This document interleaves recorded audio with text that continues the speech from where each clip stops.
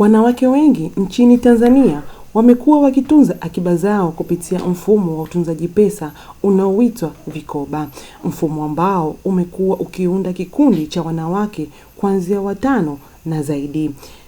Akiongea na A3 TV, mkazi wa Maili Moja Kibaha mkoa wa Pwani, Amina Saidi ameeleza maana halisi ya vikoba. Ila sisi tunajitunzia sisi wenyewe. Yaani mnaunda kikundi, then mnaweka zile hisa mnazozigonga mnazitunza. Kama kitunza pesa. Ila hatuwezi kuweka benki, ila tunajiwekea sisi wenyewe ya kutunza pesa.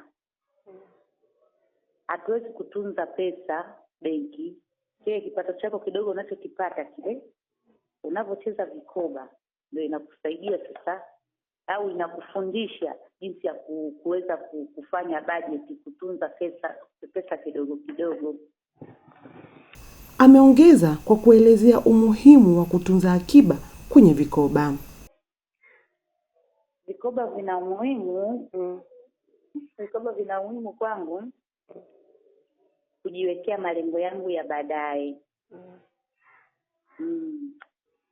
Kama na plani ya kufanya biashara, kujenga nyumba, vile ninavyocheza kwa kila wiki, na pale ninapovunja najua sasa hapa nimevunja, niweze kufanya malengo yangu haya, kama nijenge, kama nipanue biashara, hivyo ni kunyanyua kipato changu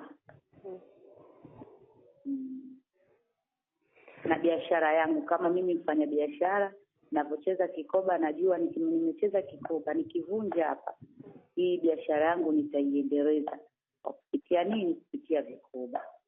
Kwa upande wake, mwenyekiti wa Women Vocal Alive Janet Elias ameeleza mwitikio wa wafanyakazi wa sekta mbalimbali katika vikundi hivi vya vikoba. Wakati vinaanza vinaonekana viko huku chini mtaani sana, lakini vimeenda vikikua mpaka hapa tulipofikia, vimeshakuwa ni kitu kikubwa sana. Sasa hivi unakuta mpaka madokta, mabankers, wanasheria, watu wapo kwenye vikoba. Hasa kwa wafanyakazi, mtu anatoka tu kazini, anarudi nyumbani kazini, unakuwa huna network, hujifunzi ujasiriamali, lakini kwenye vikoba unapata marafiki, unapata network, unajifunza ujasiriamali, kuongeza kipato nje ya mshahara. Na inasaidia watu wengi, mikopo kwa kina mama, kwa riba rahisi kabisa. Vikoba ni muhimu kwa wanawake na jamii kwa ujumla. Nikiripoti kutoka Kibaha mkoa wa Pwani, Aisha Musa, A3 TV.